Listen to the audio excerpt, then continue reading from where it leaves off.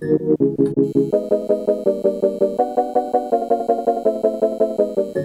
everyone, I'm Robert, one half of Grizzly Kiki, and I'm here to show you my breakfast bake. It is a decadent, delicious meal that you can have every morning for breakfast.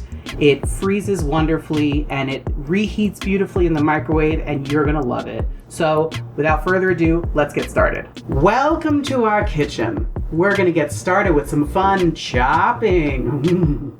So we've got our trusty cutting board, and we had some green onions that, not quite dead yet. She lives. So we're just gonna get rid of the boo-boos. You gotta cut off the ponytail. Yeah.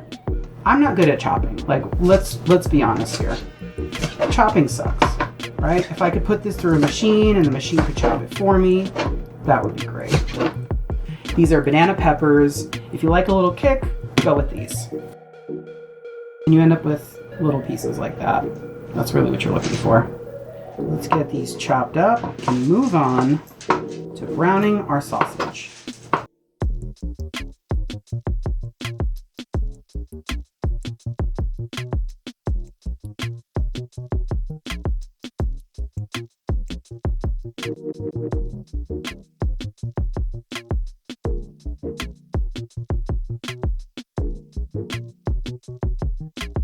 It's time to mix all of your wet ingredients. I have 10 eggs here, and I have a nice big bowl. So you need a nice, like, big size bowl, something that will fit all of the ingredients, because there's a lot of stuff that goes into this.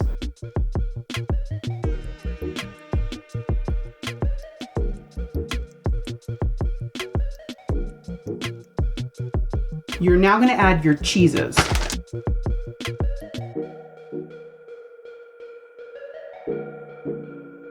And then the other cheese that we have to add is our cottage cheese. What I do to save myself time is I weigh my cottage cheese. So that's exactly 16 ounces.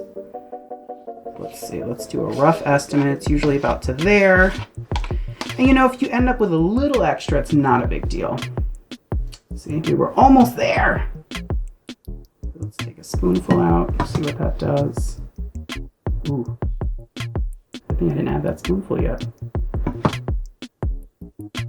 All right, that's close enough. Actually, not close enough. Perfect. And so at this point, you're gonna want to just like whip it up, whisk it up, just incorporate everything. Now is when you add your cooked ingredients, and then you refrigerate it overnight. And then the next day, you add the last few ingredients, and then you bake it. So we're gonna put our nice red lid on this, toss it in the fridge, and we'll see you tomorrow. So it's 24 hours later, and it is time to put our breakfast bake in the oven. So we've got a couple of things to do before we do that. You're gonna melt a 1/3 cup of butter. So we're gonna put a cup almond flour. We're going to do a teaspoon of baking powder and then a 1/2 teaspoon of salt. And once you've done that, go ahead and mix up your dry ingredients. You can see I let our butter sit and it's nice and melted. So I'm going to go ahead and pour it into the middle of this mixture. And then just slowly fold the sides in.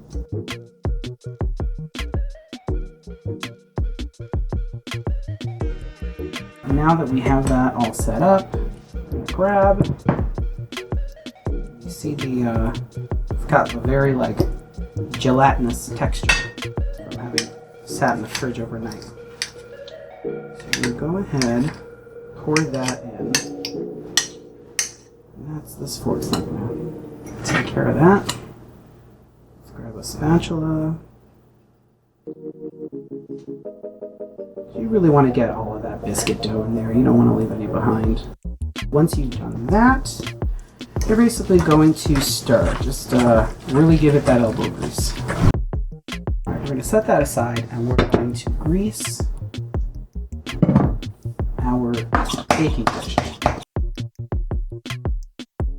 And then then final step is to just pour this in here, and you can actually just really solidify this time. Really just pour it in there. And then I like to smooth it out. So now that you have everything ready and in your baking dish, you want to put it in the oven at 350 for 50 to 60 minutes. It's been almost an hour, and I think it's time that our breakfast casserole comes out of the oven. Let's take a look. There it is. And I do a couple of different things to make sure that it's done. I shake it a little bit because if it's not fully cooked inside, it'll be a little wobbly, kind of like flan. And then the insurance, take a trusty butter knife and poke it right through the center there, and that came out totally clean. So I have this every morning for breakfast during the week, and it is incredibly decadent and delicious. It is a little bit higher in terms of net carbs. It has about 7 net carbs per serving, and you get about 10 portions out of this.